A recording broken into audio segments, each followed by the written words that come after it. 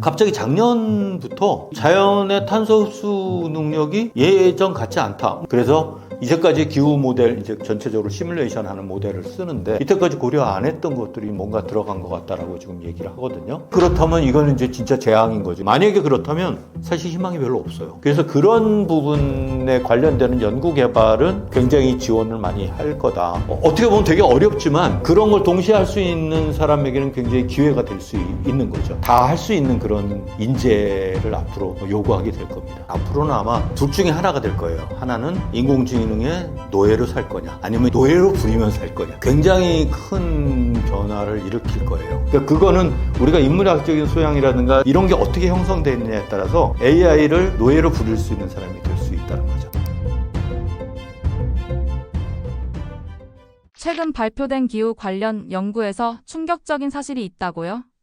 이 책 쓰고 나서 사실은 보게 돼가지고 굉장히 약간 충격이었는데, 만약에 이제 책을 원고 탈고하기 전에 이게 나왔으면 당연히 이걸 썼을 거예요. 지금 우리가 보통 이제 우리가 510억 톤이 이제 이산화탄소가 이제 1년에 전 세계에서 나온다고 그러는데, 한 절반까지는 뭐 해양이라든가 나무라든가 뭐 이런 데서 흡수를 해요. 그래서 이제 자연적인 탄소 순환이 한 절반까지는 커버를 하기 때문에, 그래서 뭐 나머지 절반만 우리가 잘하면 된다라는 생각을 하고 있었는데, 갑자기 작년부터 이 자연의 탄소 흡수 능력이 예전 같지 않다, 뭐 이런 얘기가 나온 거예요. 연구 결과가. 뭐 정확하게 이제 자세하게 어떤 식으로 연구를 했는지를 디테일하게 말씀드릴 수는 없는데, 이제 나무하고 땅, 뭐 해양 이런 데서 이산화탄소를 흡수하는 능력이 예년보다 이제 굉장히 줄어들고 있는 것 같다. 그래서 이제까지 기후 모델, 이제 그 전체적으로 시뮬레이션 하는 모델을 쓰는데, 그거를 이때까지 고려 안 했던 것들이 뭔가 들어간 것 같다라고 지금 얘기를 하거든요. 그래서 만약에 그렇다면 이거는 이제 진짜 재앙인 거죠. 이게 티핑 포인트를 넘어간 거 아닌가 하는 게 이제, 엄청 걱정인 거예요. 그래서 이게 그 얘기가 나오면서 갑자기 이제 2023년부터 갑자기 뭐 굉장히 더워지고 막 이런 것들이 좀 심해지는 것 같다라고 생각을 하는데, 이게 탄소 흡수량, 이산화탄소 흡수량이 뭔가 자연 상태에서 받아주는 쪽에서 뭔가 문제가 생겼다.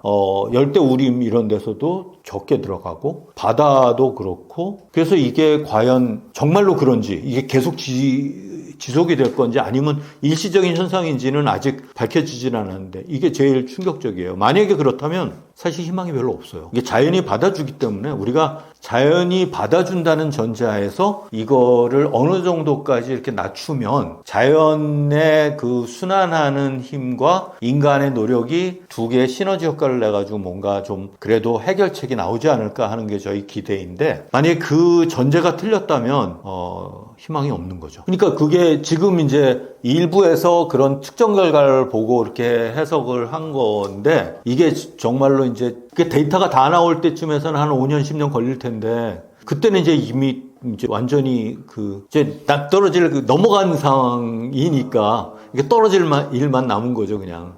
그래서 나는 한 몇십 년은 갈 줄 알았는데 지금 이제 이미 낭떠러지에 떨어지고 있다고 생각할 수도 있어요. 웃을 일은 아닌데 어쨌든 훨씬 심각하다. 그게 사실이 아니더라도 그럴 개연성은 있거든요. 이게 정말 자연이 어느 정도 받아주다가 이제 나도 더 이상 안 돼라고 하는 어떤 시점이 있어요. 그걸 이제 티핑 포인트라고 생각하는데, 그거를 아직도 이제 대부분의 사람들이 생각을 안 하니까 걱정이죠. 기후 변화가 우리 사회 산업에 미칠 가장 큰 변화는 뭔가요?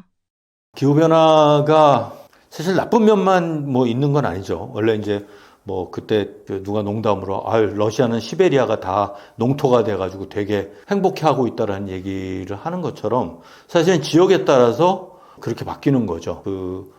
영향이 바뀌고, 우리나라도 이제 IRD 기후가 되면서 뭐 지금 제주도에서만 뭐 생산되던 그런 망고 이런 것들이 이제 육지로 막 올라오게 되고 막 이렇게 된다라고 얘기를 하는데, 그거는 이제 뭐 간접적인 거고, 지금부터 만약에 지구가 일회용으로 끝나지 않는다면 이제부터 할 일은 이제 이 기후변화에 우리가 어떻게 대응해서 기술적으로 문제를 해결할 거냐일 거예요. 그래서 이 분야가 이제 본격적으로 이제 산업화가 되는 거죠. 지금도 이미 볼 수가 있잖아요. 그러니까 뭐 전기차 산업이라든가 이런 것들이 급속도로 늘어나면서 그 내연기관 자동차를 대체하고 있는 거란 말이에요. 원래 테슬라가 그 본격적으로 그 자동차를 만들기 전에는 아마 한 몇십 년은 걸릴 거다. 자동차 한 대에 뭐 1억씩 이렇게 들여가지고 이제 만들고 있으니까. 근데 지금 이미 자동차 산업으로 그 이윤을 내고 있단 말이에요, 테슬라가. 그래서 자동차 뭐 5천만 원에 팔 수 있는 수준까지 왔다. 뭐, 중국은 지금 뭐 4천만 원에 판다고 그러는데, 보조금 없이도 이제, 우리는 괜찮다라고 얘기하고 있는 것처럼. 이게 이런 것들이 탄소 중립 또는 기후변화 대응, 이런 분야에서 산업이 생긴다고 생각을 하는 거죠. 그래서 이게 어느 정도 궤도에 오르면 이제 배터리 문제도 더욱더 안정적이고 많은 전력을 저장할 수 있는 배터리도 나올 거고, 이게 뭐 시작한 지 얼마 안 되거든요, 사실은. 본격적으로 이게 산업화가 되어서 산업에서 수요가 창출이 되고 뭐 이러면은 이제 그런 쪽에 연구 개발도 확 늘어나고 많은 이제 젊은 이제들이 거기에 달라붙고 그러면서 이제 확 좋아지는 그런 상황이거든요. 그게 이미 시작됐다라고 이제 생각이 되는 거예요. 그러니까 그런 것들이 다음에 뭘 거냐 하는 거를 이제 우리나라가 잘 찾아내야 되는 거죠. 그러니까 지금까지는 우리가 제조업 중심의 더군다나 이제 에너지 다소비 중심의 그런 업종이었다면 이제 앞으로는 그런 분야가 아닌 기후변화에 대응하는 기술, 산업 이런 것들로 급격하게 전환이 될 거고, 여기에 이제 수요가 생기고 시장이 그쪽으로 열리고 그러면 이제 굉장히 많이 이렇게 확산이 되겠죠. 전기차 관련되는 이제 교통수단, 뭐 인프라를 구축한다든가 그런 것들도 이제 굉장히 많이 들어올 거고, 그리고 전기차가 되면 결국은 자율주행이나 이런 기술들이 급속하게 발달하면서 이 자율주행이 본격적으로 그 퍼지게 되면은 어떤 변화가 있을지 뭐 상상할 수 없을 정도의 변화가 생길 거예요. 지금 사실은 우리나라에 뭐 외국에서 와가지고 우리나라에서 하고 있는 여러 가지들 보면 깜짝깜짝 놀라잖아요. 이건 미래가 현실에 온 것 같다라고 얘기를 하는 것처럼 우리는 지금 상상도 못하는데 10년 후에는 예상외로 지금 생각하지 못했던 것들이 어떤 것들 그런 산업들이 쫙 퍼질 거라고요. 우리나라가 또 그런 것들을 굉장히 빨리 받아들이는 사회이기도 하고 그래서 기대가 많이 돼요. 그래서 특별히 이제 제조업에서 탄소 배출을 줄일 수 있는 기술들, 생산 공정도 훨씬 더 탄소 중립에 가까운 그런 것들로 가고, 그리고 뭐 원자재도 지속 가능한 그런 원자재를 사용하는 방식, 순환 경제가 이렇게 확산이 되면 제품 수명 주기를 고려해서 이제 설계를 하고 재활용을 할 수 있는 방식으로 다 설계가 바뀌고 이런 것들이 굉장히 중요해질 거예요. 그게 되고 이게 이제 제조업체로서는 지금까지 이렇게 한정되어 있는 시장을 해서 거기서 이렇게 싸웠다면 그 시장 자체가 이제 이런 구조가 바뀌면서 새로운 설계와 새로운 제품들이 나오는 그것들이 받아들여지는 그런 새로운 비즈니스 모델이 그 시장 기회를 만들고 뭐 이런 것들이 될 거고요. 그리고 기후변화에 따라서 지금 이제 새롭게 등장할 거라고 기대하는 분야는 사실은 탄소 저장이에요. 그러니까 지금은 이제 지금까지 우리가 해왔던 건 보통 화석연료에서 나오는 이산화탄소 배출을 얼마나 줄일 거냐. 그러니까 줄이려면은 결국은 재생에너지를 써서 화석연료를 적게 쓰는 방법. 아니면 이제 그 배출가스 나오는 거에서 CO2를 잡아가지고 어떻게 하겠다. 그런데 앞으로 기대를 하고 있는 건 뭐냐면 대기 중에 이미 나온 CO2를 지금 이제 425ppm이라고 하는데 이거를 이제 350ppm으로 돌아가게 만들기 위해서는 하는 거죠. 그러니까 제가 하고 있는 연구 중에 하나가 바이오차라는 연구인데 그거는 뭐냐면 바이오매스라는 게 이제 식물 같은 거거든요. 식물이 광합성을 통해서 이산화탄소를 저장하잖아요. 근데 그걸 그냥 놔두면은 한 100년쯤 지나면 이제 식물이 죽고 식물이 다시 분해되어서 이제 CO2가 다시 나가는 거잖아요. 이게 이제 100년 정도 저장을 하는 거죠. 근데 저희 생각에는 한 1000년 정도 저장할 수 있으면 이 문제가 끝날 것 같아요. 1000년 정도. 그럼 1000년 정도 저장할 수 있는 방법이 뭐냐? 대기 중에서 해서. 그러면 이제 그 대기 중에서 잡은 바이오매스, 그러니까 식물을 나무든 뭐 풀이든 이런 것들을 탄화를 시키면 수출 만들면 이게 쉽게 분해가 안 되거든요. 수치는 굉장히 오래 가잖아요. 땅 속에 묻어놓으면 보통 한 1000년 정도는 간다고 해요. 1000년 정도 지나고 나면 그때쯤 되면은 이제 지구상의 대기 중에 이제 CO2 문제가 해결될 거니까. 그래서 그런 연구를 하시는 분들이 있어요. 뭐 저도 그걸 하고 있고. 그런데 뭐 나무를 잘라가지고 그거를 수출 만드는 거는 그건 할 수 있는 일이 아니고, 우리가 할 수 있는 일은 뭐냐면, 우리가, 먹고 마시고 막 이러면서 했던 것들, 그 폐기물들을 중에 이제 음식 폐기물이라든가 이런 바이오 물질이잖아요. 그러니까 그런 것들을 지금은 이제 분해해가지고 그냥 그 대기 중으로 뭐 태워가지고 보낸다든가 뭐 이러는데 그걸 탄화를 해서 우리가 석탄 캐왔던 탄광에다 넣던가 아니면은 이제 토양에다가 잘 집어넣으면 그리고 토양에다 잘 집어넣어서 저장을 하면 충분한 양을 갖다 저장할 수 있을 것 같다. 그런 것들을 1년에 뭐 몇십만 톤 또는 몇백만 톤 수준으로 이렇게 저장할 수 있으면 충분히 이거 줄이는 거하고 저장하는 거 두가 합치면 CO2 늘어나는 걸 어느 정도 억제할 수 있을 것 같다라고 생각을 해요. 그런 새로운 종류의 산업이 앞으로 여러 분야에서 농업도 그렇고 뭐 에너지 분야, 뭐 제조업 분야 이런 데서 새로운 기회를 만들어 줄 거라고 이제 생각을 합니다. 기후 변화로 인해 새롭게 생겨날 직업군에는 어떤 것들이 있을까요? 지금 이제 말씀드린 대로 그렇게 이제 환경을 최우선으로 하는 어떤 방식의 기술이나 제품이나 이런 거에 관련되는 일자리들이 많이 생길 것 같아요. 그러면 이제 태양광 풍력 발전 늘리기 어렵다고 하는데 그런 분야에서 그 전력을 효율적으로 생산하고 또 배분하고 저장하고 하는 특별히 이제 에너지 저장 기술이 굉장히 중요한데 배터리 기술이 발달을 하면서 이제 이 태양광이나 이런 데서 나오는 에너지가 굉장히 변동이 심하니까 이걸 이제 태양이 떠 있을 때 많이 생산해 가지고 그걸 저장해 뒀다가 밤에 쓰거나 이런 것들로 점점 갈 거거든요. 그게 잘 되면 우리나라도 희망이 좀 있는 거죠. 뭐 우리나라가 어렵다고 해도 그래서 그런 부분에 관련되는 연구 개발은 굉장히 지원을 많이 할 거다. 그리고 새로운 신기술 개발하는 그런 것들 분야는 이제 엔지니어나 기술자나 이런 분야의 직종이 많이 늘어날 것 같고요. 또 기후변화에 대응하는 데 필요한 이제 기술이나 지식이 데이터를 분석하거나 프로그래밍을 하거나 코딩을 하거나 이런 것들을 통해서 기후 환경을 그 분석하고 이해하는 그런 분야가 되게 중요해질 것 같아요. 이제 환경 정책을 우리가 정말로 효과가 있는지 없는지를 찾아내야 되는데 그런 것들을 하기 위해서는 이제 기후 변화에 관련된 데이터라든가 여러 가지 소스에서 데이터를 찾아내서 그걸 분석하고 그리고 기업을 위해서 그런 지속 가능한 전략을 세우고 수립하고 또 실행하는 그런 종류의 작업들 그런 일들이 많이 생길 것 같고요.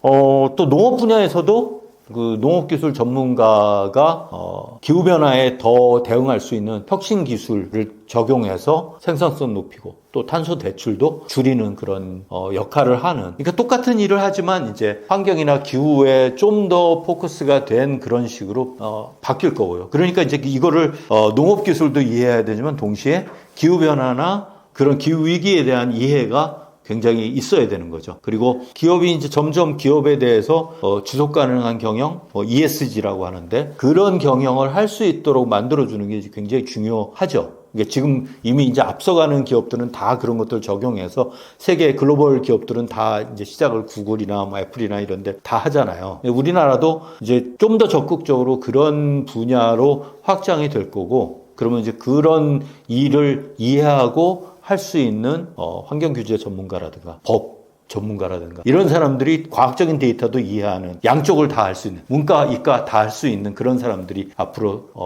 더 많이 필요할 거고요. 어떻게 보면 되게 어렵지만 그런 걸 동시에 할 수 있는 사람에게는 굉장히 기회가 될 수 있는 거죠. 인문계적인 또 이제 과학기술적인 두 가지 영역에서 다 할 수 있는 그런 인재를 앞으로 요구하게 될 겁니다. 인공지능 기술에 대해서 어떻게 생각하시나요? 인공지능 기술 얘기할 때 사실은 이제 굉장히 조심스럽기는 해요. 인공지능이 사실 저희가 챗 GPT 쓰기 시작한 지 이제 1년, 2년 됐는데 저도 이제 뭐 열심히 배우고 쓰려고 애를 쓰고 있습니다. 근데 지금은 이제 뭐 아는 사람만 이제 인공지능을 쓴다고 하지만 앞으로는 아마 둘 중에 하나가 될 거예요. 하나는 인공지능의 노예로 살 거냐 아니면 인공지능을 노예로 부리면서 살 거냐. 이 둘 중에 하나가 될 겁니다. 근데 저는 이제 당연히 인공지능을 노예로 부리는 사람이 그런 인재가 됐으면 좋겠다고 생각을 합니다. 인공지능 자체가 가지고, 인공지능 기술 자체는 사실 뭐 가치 중립적이죠. 근데 굉장히 큰 변화를 일으킬 거예요. 이제까지의 우리 가지고 있던 지식의 범위를 벗어나는 그런 새로운 그런 제안을 하게 될 거고, 현대사의 모든 것들을 바꿔놓는 그런 상황이 될 겁니다. 그러니까 뭐 지금 이제 전기차에서 자율주행 이런 것도 다 인공지능이 기반이고, 그리고 인공지능이 모든 생활을 바꿀 건데, 저는 이제 약간 긍정적으로 보기는 해요. 이제 기후 환경에 대해서 인공지능이 본격적으로 인공지능을 이용해서 한다면 분명히 솔루션을 어딘가 찾아낼 수 있을 것 같다. 우리가 인간이 어떤 제한적인 그런 시각에서 보는 거와는 달리 인공지능이 그 제한하는 그런 새로운 세계가 전혀 다른 솔루션을 내줄 것 같다라는 생각을 합니다. 물론 이제 AI의 발달을 통해서 뭐 여러 가지 이제 실제 이제 환경 파괴를 걱정하는 분들이 많아요. 그 자원을 막 집중해가지고 쓰고 생태계를 위협하면서 그런 것들을 하게 만들지 않겠냐. 농업 생산성을 높이기 위해서 토양에 과다하게 뭐 비료를 많이 주고 뭐 이렇게 하면서 그렇게 하지 않냐. 그리고 AI 기반으로 물류를 하면 더 많은 물류가 이동하게 돼서 영향을 주지 않겠냐. 뭐 그런 생각을 합니다. 근데 저희 연구단에 저희가 이제 기후 탄소 순환 연구단이라는 연구단으로 최근에 이름을 바꿨는데, 그 탄소 순환 연구하시는 분들이 AI를 이용해서 데이터를 분석해서 하는 연구를 하시는 분들이 있어요. 그래서 그분들이 그것들을 이제 굉장히 많은 데이터를 원래 다뤄야 되는데, 예전에는 이제 그런 것들을 코딩에 의해서 뭐 이렇게 데이터를 모아서 어떤 경향성을 보고 그랬는데, 지금은 그런 코딩 과정을 우리가 만드는 게 아니라 AI한테 데이터를 주고 여기에서 어떤 현상이 일어나고 있는지 네가 한번 분석해봐 라고 하는 명령만 잘 내리면 얘가 그 데이터, 아무리 많은 데이터를 가져와도 짜증 한 번 안 내고 그걸 해주는 거죠. 그걸 시킬 수 있다는 거예요. 우리가 그 AI를 노예로 부릴 수 있다면 그런 솔루션을 갖다가 우리가 만들어낼 수 있다는 거죠. 그래서 그런 것들을 가지고 하면 아마 어떤 것들을 해야 그 모델링을 해서 정말 솔루션을 만들 수 있는지를 보여줄 수 있을 것 같다는 생각이 드는 거죠. 저도 AI를 이렇게 노예로 부리면서 이제 책 쓸 때도 하나씩 이렇게 물어보거든요. 이렇게 지금 이런 문제가 있는데 이거에 대해서 어떻게 생각해라고 물어보기도 하고, 그 답변을 보고 결국은 이제 우리가 앞으로 그 답변을 그대로 쓰는 사람과 그 답변을 내가 판단을 해서 너 틀렸어 라고 해줄 수 있는 사람, 이 두 가지로 나뉠 거예요 앞으로. 그러니까 그거는 우리가 인문학적인 소양이라든가 세계를 보는 가치관이라든가 세계관이라든가 이런 게 어떻게 형성되느냐에 따라서 AI를 노예로 부릴 수 있는 사람이 될 수 있다는 거죠. 그래서 앞으로는 노예를, 우리도 사실은 지금 현재 모든 문명의 이기를 생각하면 노예를 수백 명 거느리고 있는 거가 마찬가지거든요. 옛날에 뭐 이집트의 파라오 수준 이상으로 우리가 그 노예를 쓰고 있는 거란 말이에요. 뭐 정리시키는 거 뭐 이런 것도 다 하고 뭐 하는 것처럼, 그런 것들이 이제 앞으로 기대가 되는 거는 AI가 결국은 이제 그 사물 인터넷 기술과 결합이 될 거예요. 그 결합이 되면 우리가 지금 현재 쓰고 있는 에너지 사용량의 상당 부분을 줄일 수도 있을 것 같다는 생각을 해요. 이제 에너지를 사실 우리가 그냥 쓰는 거는 이렇게 밝기를 갖다 하기 위해서 뭐 이렇게 여기도 켜고 저기도 켜고 그러는데, 그거를 만약에 AI로 관리를 할 수 있다면, 우리 조명을 이렇게 뭐 지금 이제 촬영하기에 가장 적절하게 이렇게 해라고 하는 명령을 내려서 관리를 다 시킨다면 아마 이렇게까지 많이 안 키고도 충분히 좋은 결과물을 만들 수 있을 거예요. 그런 것처럼 전력 소비라든가 에너지 소비라든가 이런 것들도 그렇고, 재생 가능 에너지 생산 소비 이런 것들도 AI가 활용을 해서 그거에 관련되는 이제 탄소 배출이나 이런 것들을 많이 줄일 수 있을 거라고 생각을 하는 거죠. 그래서 지금까지는 사실 그냥 가능성을 우리가 보고 얘기를 하는데 저는 기대가 돼요. AI가 충분히 그런 역할을 하게 될 거고 그런 세상이 올 거다라고 생각을 합니다. 우리의 자녀들이 겪을 기후 재앙의 모습과 확률은 얼마나 될까요?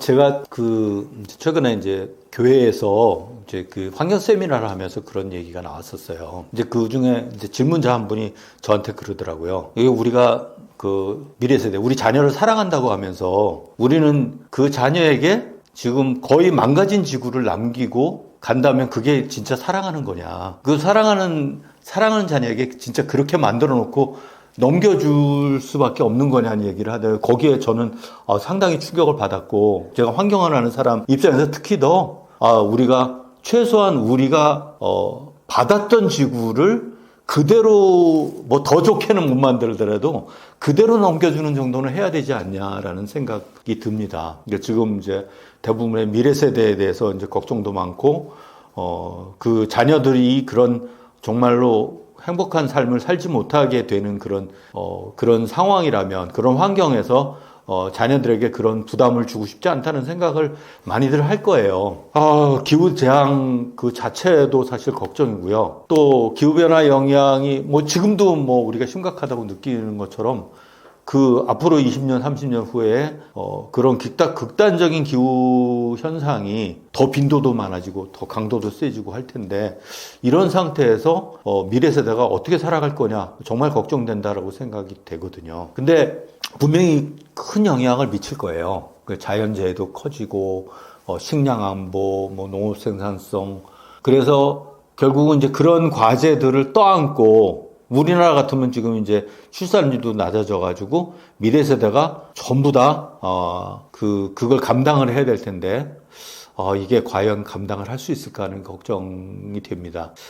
그런데 한편으로는 이제 우리가 지금이라도 그런 생각들 바르게 하면 아직 미래 세대에게 다 망가진 일회용 지구를 남겨주지 않고 정말 희망이 있는 그런 지구를 우리가 남겨둘 수도 있지 않을까. 그래서 제가 이제 일회용 지구 얘기하면서 뭐 인류세 얘기를 해요. 인류세가 원래 이제 우리가 지금 신생대 제4기 홀로세가 있어요. 이게 이제 홀로세가 한 10,000년 전부터 시작돼가지고 지금 이제 쭉 진행이 되어 왔는데, 인류세라는 건 뭐냐면 지난 150년 전부터 이게 이제 지질까지도 바뀐 새로운 세대가 시작이 됐다라고 이제 생각을 하는 거예요. 그게 뭐 지층을 가서 파보면은 이제 뭔가 뭐 탄소라든가 이런 것들이 인류가 쓰면서 막 남겼던 그런 것들이 그 전에 10,000년 동안 거하고 완전히 다른 어떤 새로운 지층이 이제 만들어지기 시작하는 거예요. 근데 그 얘기를 하면서 지질학자들은 오히려 그 얘기를 해요. 이거는 한 200~300년 가다가 인류가 멸종하면 없어질 세대다. 그러니까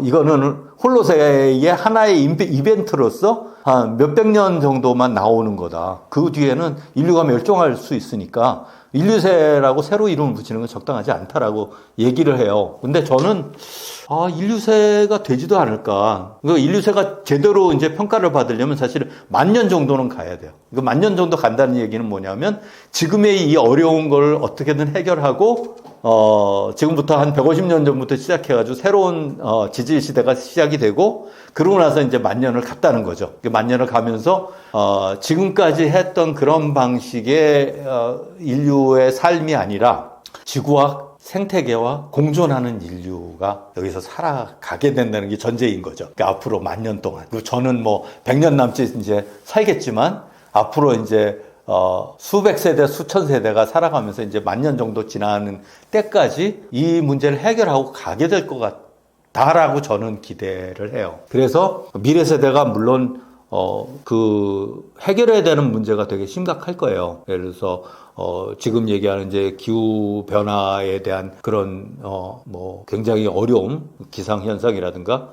그런데 이럴 때마다 우리가 정말 그 전에 없었던 새로운 혁신 기술이 나오면서 그 문제를 해결해 가고, 물론 이제 과학기술만으로 해결되는 건 아니에요. 과학기술이 당연히 이제 혁신 기술을 보여주지만 그것들을 현장에다가 실제 실행해서 바꿔놓는 거는 결국은 사회적인 합의와 국제사회가 협력하는 것들에 의해서 이제 생기는 거거든요. 그래서 지금 이제 어떻게 보면은 이제 뭐 트럼프가 들어오면서 이게 뭐 역으로 역풍을 맞았다 이렇게 볼 수도 있지만, 사실 그렇게 생각할 필요는 없고, 이건 잠시의 범프가 생긴 거고, 그런 것이 생기면 오히려 우리가 더욱더 그런 걸 해야 되겠다는 생각들을 또 하게 되거든요. 일부의 반동에 의해서 그렇게 되더라도 우리는 정말로 이건 바른 방향이다라는 걸 사람들이 다 공유를 하고 국제사회의 일원으로서 기후변화에 대응을 한다면, 제가 생각하기엔 다음 세대가 지나기 전에 뭔가 해결책을 만들어내지 않을까. 그리고 그 해결책을 만들어내는데 AI가 중요한 역할을 하게 될 거다. 그래서 우리 인류가 AI의 그 노예가 되지 않고, 뭐 우리 디스토피아 많이 나오잖아요. 그 터미네이터 이런 거 나올 때 막 와가지고 그렇게 근데 그런 거를 우리가 봤다는 거는 그렇게 안 된다는 얘기거든요. 그걸 모르면 당하지만 우리가 그걸 알기 때문에 결국은 AI가 인류를 지배하지 않도록 만드는 그런 방향으로 가게 될 거다. 그러면 인류가 그 AI를 잘 사용해서 인류의 어떤 솔루션을 만들어내고 지금의 기후변화, 기후위기를 극복하고 지구가 영원히 푸른 별로 수백만 년 갈 수 있는 그런 기틀이 만들어질 거다. 저는 그런 기대를 해요. 이 책을 쓰면서 사실은 약간 희망을 봤어요. 그러니까 이 책을 쓰기 전에 이제 제가 강의를 하면서 이제 환경이 이렇게 해가지고 나빠지고 이게 정말 골든타임이 지나가고 진짜 이게 지구가 멸망하는 쪽으로 갈 수도 있다. 그러면서 이제 인류를 멸망하지만 사실은 지구는 뭐 아무 일 없듯이 이제 뭐 공룡이 멸종해도 지구가 끝장 안 나는 것처럼 이제 인류가 멸망하면 어떤 다른 종이 지구를 지배하는 우세종이 돼가지고 또 살아갈 거다라는 얘기를 했어요. 근데 이제 책을 하면서 이제 마지막에 이렇게 그 미래에 대한 전망 뭐 이런 것들을 이제 준비하면서 여러 가지 자료를 찾으면서 느낀 거는 이걸 안다는 것 자체가 우리로서는 상당히 희망적인 거다라는 거죠. 오히려 앞길을 잘 모르니까 그런 거를 계속 그렇게 하고 있는데 지금 누군가가 나서서 그런 얘기를 하고 있거든요. 우리 더 달려가면 이제 낭떠러지야라고 하는 경고를 올리고 그 경고를 지금 이미 늦었어라고 막 얘기하는 사람이 있다는 거는 그게 그렇게 안 될 수 있는 가능성이 있다는 거예요. 그런 면에서 볼 때 나는 희망이 있다. 그리고 그런 얘기를 하는 사람들이 점점 늘어나고 있고 이런 문제, 뭐 불평등이라든가 뭐 사회적인 문제라든가 이런 얘기를 한다는 거는 그거에 대해서 인지를 하고 있다는 뜻이고 그러면 개선책을 만들어낼 수도 있다라는 거죠. 그게 뭐 선진국이든 후진국이든 같이 그런 문제를 해결하는 그 좋은 그런 방향으로 갈 수도 있다. 그래서 사람들이 이제 그런 것들을 이해하고 바르게 이해하고 환경 문제를 그냥 막연하게 이해하지 않고 정말로 해결책이 뭔지에 대한 생각을 하고 그런 것들을 동의할 준비가 되어 있다면 충분히 우리가 사회를 바꿔놓을 수 있는 그런 가능성도 있다는 거죠. 기후변화가 경제적, 사회적 불평등을 심화시킬 수도 있을까요?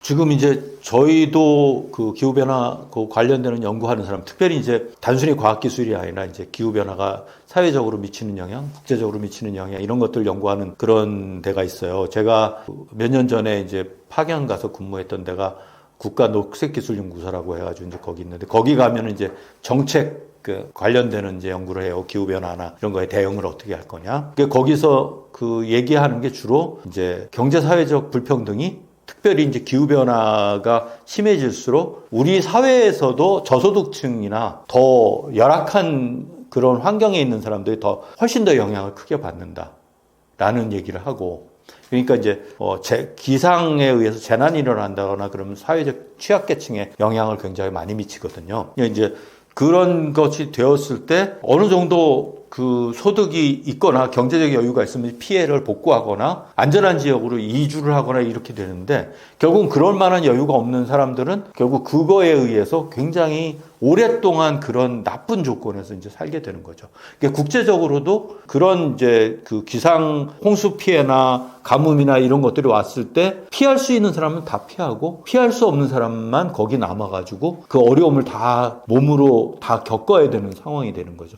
그게 개발도상국일수록 기술이나 자원, 자금 이런 것들이 부족하기 때문에 기후변화에 대한 대응력이 부족해요. 그래서 이제 국제사회가 지금 얘기하는 거는 올해 사실 COP라고 해서 그 당사국 회의에서 이제 그 얘기가 논의가 됐는데 원래는 그게 그러면 국제사회에서 선진국들이 얼마나 비용을 내서 그 저개발국이나 이런 데 기후 위기 대응을 도와줄 거냐 하는 것들을 이제 논의를 하기로 돼 있었어요. 그래가지고 그 얘기가 많이 진행이 됐는데 결국 이제 미국도 그렇고 유럽도 그렇고 돈 내는 문제에 대해서는 약간 뒤로 빠지는 바람에 최종 결론을 못 내리고 이제 다음 회의로 넘겼다고 하는데 그런 것처럼 이런 것들이 이제 방법을 아는데도 불구하고 그것들을 결심하고 진짜 하는 것들에 대해서는 굉장히 시간이 걸리는 거죠. 근데 계속 그런 얘기가 나오는 걸 보면 충분히 이제 분위기는 무르익었다라고 생각을 합니다. 그래서 이것들이 이제 국제사회나 우리 이제 시민들이 그거의 필요성에 대해서 훨씬 더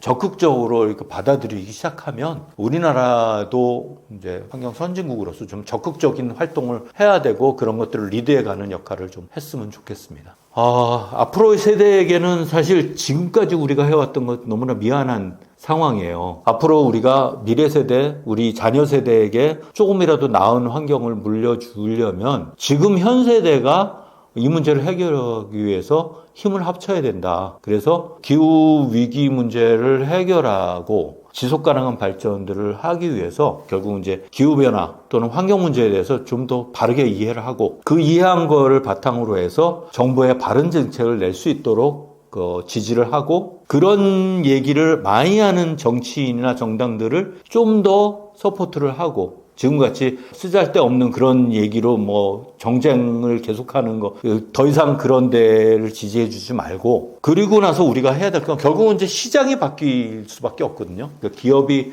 바뀌는 거는 시장이 바뀌어야 되고 시장을 바꾸는 거는 소비자들의 선택에 달렸어요. 그러니까 지금은 그냥 좀 싼 거 또는 이제 뭐 그냥 별 생각 없이 나한테 편한 거 이런 것들을 갖다 고른다면 지금부터는 이제 이게 환경에 대해서 정말로 의미가 있나, 효과가 있나, 이것들을 따져가면서 선택을 하고 그런 정책이 도입이 되도록 자꾸 목소리를 내는 게 굉장히 필요하다는 거죠. 그래서 이 유튜브를 보시는 여러분들도 그런 것들에서 좀 댓글도 많이 이렇게 달아주시고 정말 이런 거 해야 된다라는 얘기를 해주시면 그런 걸 잘 모아서 정부에다 전달도 하고 우리가 정책을 만드는데 좀 목소리를 합쳐야 되지 않겠나. 이것이 내가 지금 사는 여러분들 뿐만 아니라 우리 미래 세대에 정말 조금이라도 덜 망가진 지구를 넘겨주기 위한 우리의 역할이고 책임이다. 이런 생각이 듭니다. 지속 가능한 미래를 위해서 힘을 합칠 수 있으면 좋겠습니다. 제가 일회용 지구에 관한 9가지 질문이라는 책을 썼어요. 이게 사실은 강의 내용은 대학원생을 위해서 하는 강의니까 이거보다 훨씬 어렵긴 한데 이제 분야로 볼 때는 이제 기후 변화부터 시작해서 플라스틱 생태계 그리고 환경에 대한 역사, 대기 오염 이런 것들을 다 다루는 과목인데 그 과목에서 나왔던 질문들, 제가 강의를 하면서 나왔던 질문들, 물론 강의한 것도 있지만 그런 것들을 이제 학생하고 디스커션을 하면서 설명도 하고 질문도 받고 하는 것들을 이 책에다가 담았습니다. 그러니까 9가지 분야에 대해서 이제 질문을 하고 그 질문에서 답을 하는 그런 과정으로 이제 책에다 썼는데 가능하면 한 중학생이면 이해할 수 있게 이렇게 쉽게 쓰려고 애를 썼어요. 그래서 이걸 읽어보시면 여러분들이 이제 환경에 대해서 이제 궁금해하는 여러 가지들이 과학적인 그런 분야에서의 그 답변과 동시에 이게 왜 이렇게밖에 안 되는지 하는 거에 대한 답변들 그런 것들을 얻을 수 있어요. 그래서 이제 항상 이렇게 아까도 그런 얘기를 했지만 기후변화가 자연현상 아니냐 아니면 인간의 활동에 의한 거냐 뭐 이런 질문이 나왔을 때 두 가지를 다 다루고 그거에 대해서 각각 그러면은 과학적으로는 왜 그것이 A가 아니고 B인지를 설명하는 그런 식으로 구성이 되어 있으니까 꼭 한번 읽어보시기 바랍니다. 읽어보시면 여러분들이 앞으로 살아갈 그리고 앞으로 일을 할 그런 세계에서 기본적인 그 상식, 지식을 쌓아갈 수 있는 중요한 토대가 될 겁니다. 이거 읽고서 뭐 질문이 많으면 이제 우리 유튜브 댓글에다 이렇게 달아주시면 제가 이렇게 읽어보다가 답을 해보겠습니다.